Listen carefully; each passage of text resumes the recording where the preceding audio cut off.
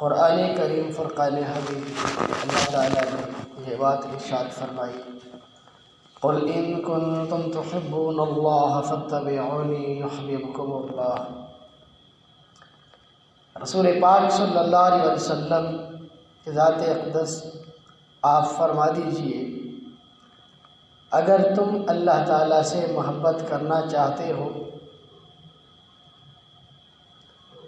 میری اتباع کرو، اللہ تعالیٰ تمہیں اپنا محبوب بنا لے گا۔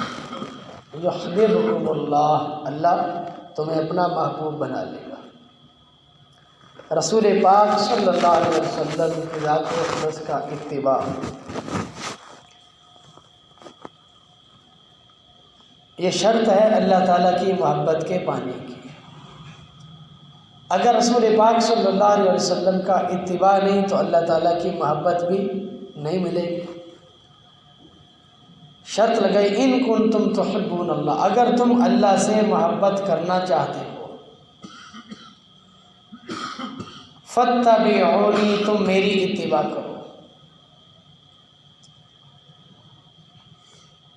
یحببکم اللہ، آگے نتیجہ ارشاد فرمایا، اگر تم اللہ تعالیٰ سے محبت کرنا چاہتے ہو تو میری اتباع کرو، میری اتباع کرو گے تو اللہ تعالیٰ تمہیں اپنا محبوب بنا لے گا۔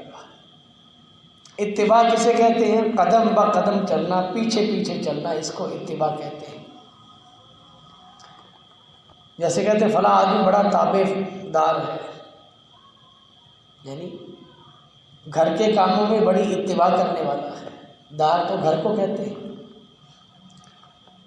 رسول پاک صلی اللہ علیہ وسلم کی ذات اقدس وہ ہستی ہیں اس کائنات کے اندر کہ اگر آپ کے پیچھے پیچھے چلا جائے تو اللہ تعالیٰ کی محبت مل جائے گی، اور اگر اس ہستی کے پیچھے پیچھے نہیں چلیں گے تو اللہ تعالیٰ کی محبت نہیں ملے گی۔ رسول پاک صلی اللہ علیہ وسلم کی ذات اقدس کی مبارک زندگی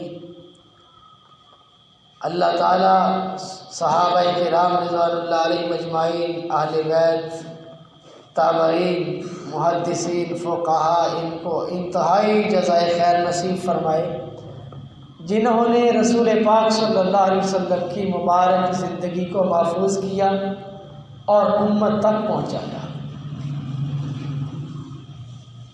باقی جتنے انبیاء علیہ السلام ہیں ان کی زندگی یوں محفوظ نہیں ہے، ان کا اتباع اگر کوئی کرنا چاہے معاشرتی زندگی میں تو نہیں کر سکتا، زندگی محفوظ نہیں ہے۔ اور میرے اور آپ کے آقا حضرت محمد مصطفیٰ احمد مجتبیٰ صلی اللہ علیہ وسلم کی مبارک زندگی، نکاح، شادی، بیاہ، وفات، خوشی، غمی، ہر لمحے کی زندگی محفوظ ہے کہ پیارے پیغمبر صلی اللہ علیہ وسلم کا اس موقع پہ آپ کا طریقہ کیا تھا۔ تو آپ علیہ السلام کی مبارک زندگی رہنمائی کرتی ہے، شادی کے موقع پہ بھی رہنمائی کرتی ہے، اور بیماری کے موقع پہ، صحت کے موقع پہ،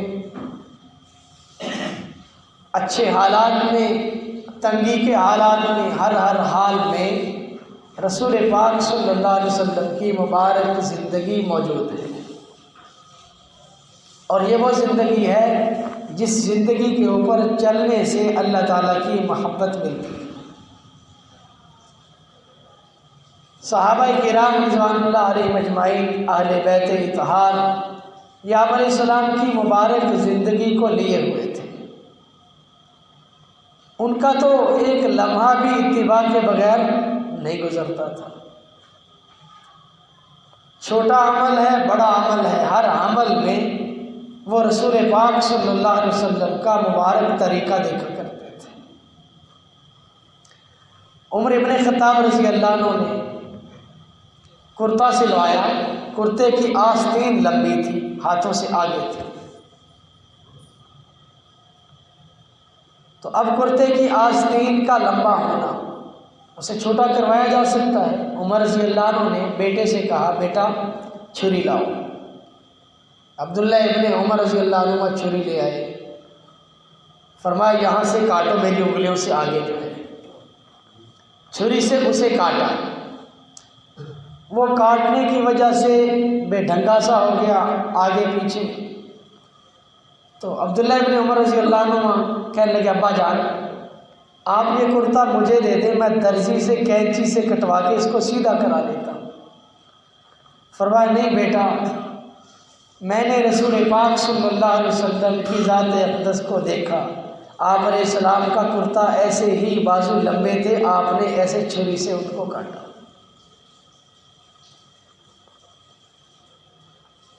اور عبداللہ ابن عمر رضی اللہ عنہ فرماتے ہیں کہ وہ کرتے کے دھاگے میں پاؤں پہ گرتے ہوئے دیکھتا رہتا تھا، کیونکہ ایسا کٹا ہوا تھا، کوئی نہ کوئی دھاگا نکلتا رہتا، پاؤں پہ گرتا رہتا۔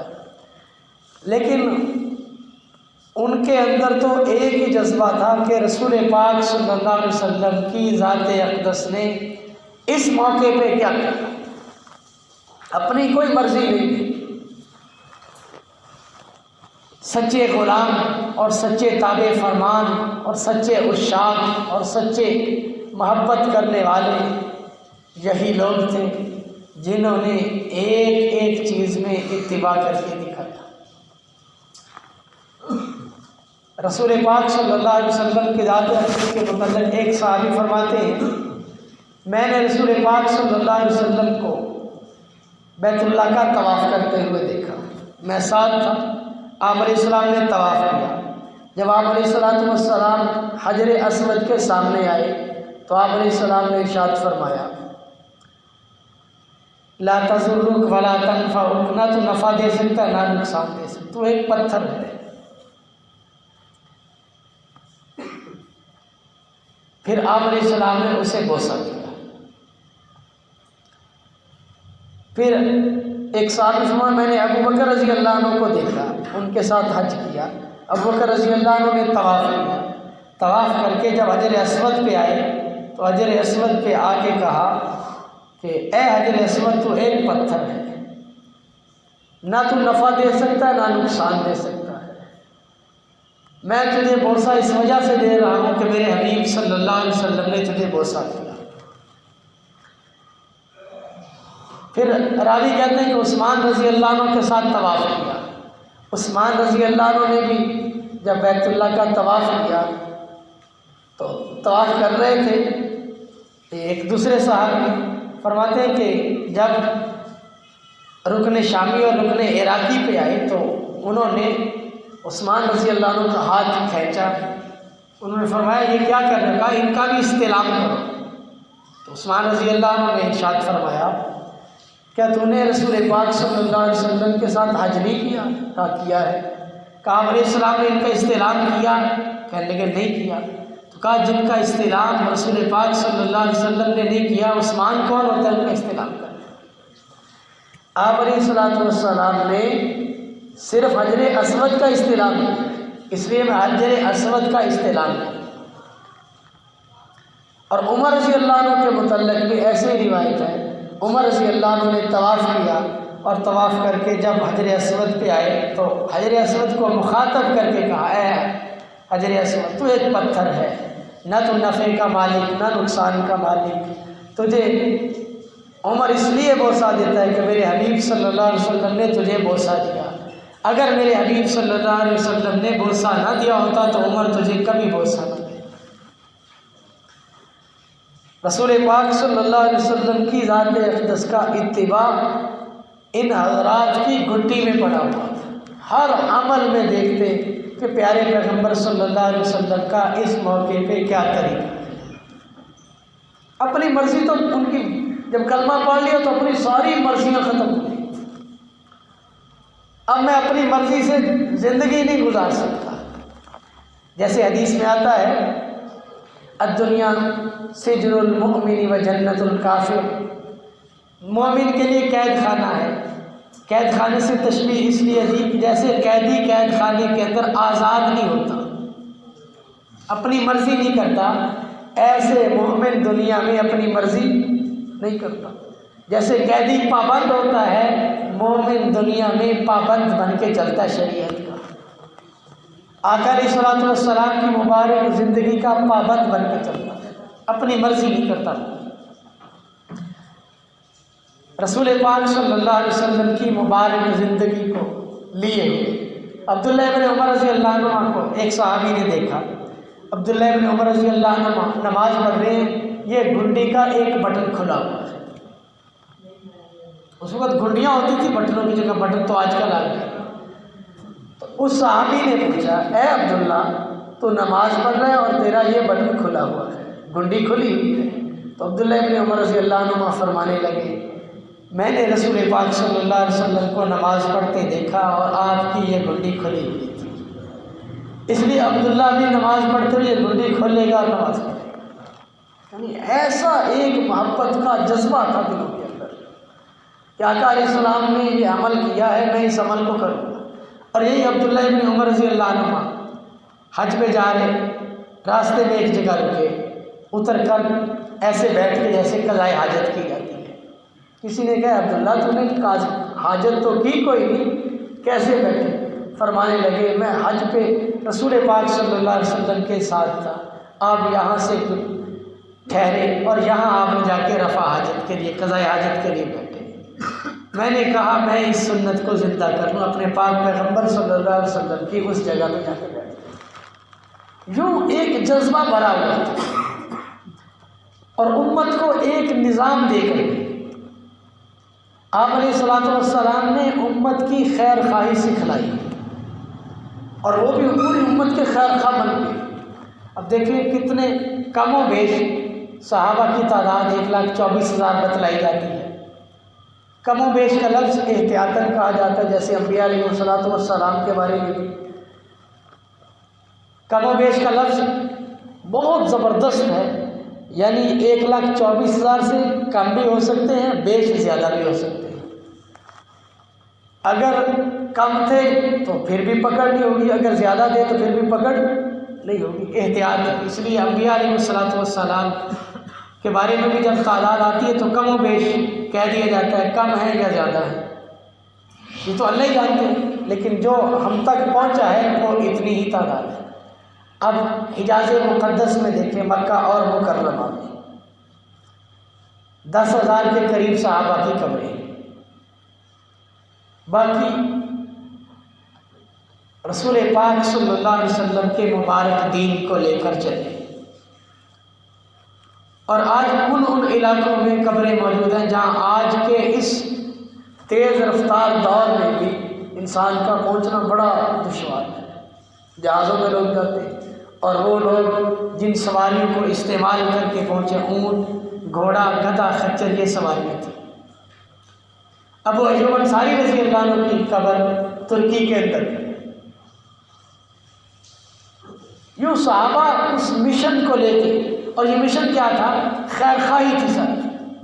صحابہ رضوان اللہ علیہ مجمعین کی دعوت اکثر تو یوں کہتے کونوا مثلنا، ہم جیسے ہو جاؤ،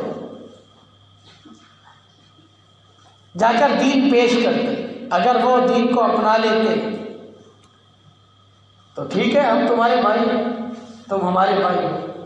اگر تم اس دین کو نہیں اپناتے تو پھر ہم تمہاری حفاظت کریں گے، تم ہمیں ٹیکس دو گے، جس کو جزیہ کہا جاتا ہے۔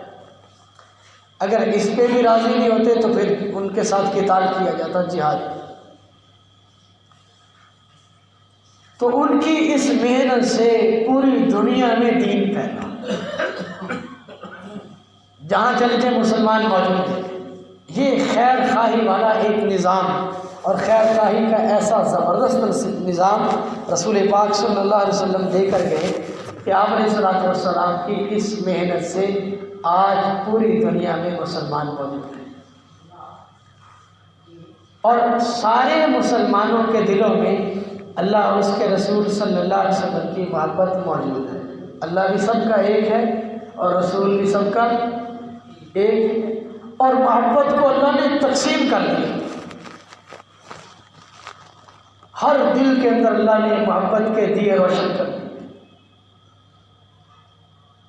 اور رسول پاک صلی اللہ علیہ وسلم کا نام نامی آتا ہے تو خود بخود زبانوں پہ درود کے وہ موتی ہونٹوں پہ سج جاتی ہے۔ کیسا مبارک نام ہے۔ اور جس نے ایک درود پڑھا 10 گناہ معاف ہوئے، 10 نیکیاں ملی، اور بعض جگہ پر 10 درجے بھی بلند ہو گئے۔ اس میں بھی اپنا ہی نفع ہے۔ تذکرہ کرنا اور آپ علیہ السلام، یہ تو آپ علیہ السلام کا حق ہے، یہ کوئی ہمارا کوئی کمال نہیں ہے۔ اور رسول پاک صلی اللہ علیہ وسلم کی ذات اقدس کا اتباع کرنا، آپ کی مبارک زندگی کو اپنانا، اس میں تو ساری سنتیں آ جائیں، ایک ایک سنت کو معلوم کر کے۔ اب سنت مسواک ہے، اس کو آپ علیہ السلام کیسے پکڑتے تھے، اس کو کیسے کرتے تھے، پہلے دائیں جانب کرتے اوپر کے دانتوں میں، پھر بائیں جانب، پھر نیچے کے دانتوں میں دائیں جانب، پھر بائیں جانب، ایک ایک عمل، اور اس میں خیر ہی خیر، نور ہی نور اللہ نے رکھا ہے۔ لیکن یہ جذبہ بن جائے میرے اور آپ کے دلوں میں کہ ہر عمل کرنے سے پہلے ہم سوچیں کہ رسول پاک صلی اللہ علیہ وسلم نے اس عمل کو کیسے کیا، کپڑے پہنتے ہوئے کیسے پہنے، جوتا پہنتے ہوئے کیسے پہنا، جوتا اتارتے ہوئے کیسے، یہ وہ عمل ہیں جو میں اور آپ 24 گھنٹے کرتے ہیں۔ اور اگر یہ عمل ہم سیکھ لیں گے تو دل میں میرا 100 کے حساب سے سنتیں ہماری ادا ہو جائیں۔ سب سے بڑی سنت، آپ علیہ السلام کسی کا دل نہیں دکھاتے، کسی کو تکلیف نہیں دیتے تھے، اس لیے مجھ سے کسی کو تکلیف نہ پہنچے، یہ خیر خواہی والا نظام۔ اللہ تعالیٰ ہمیں رسول پاک صلی اللہ علیہ وسلم کا تابع فرمان بن کر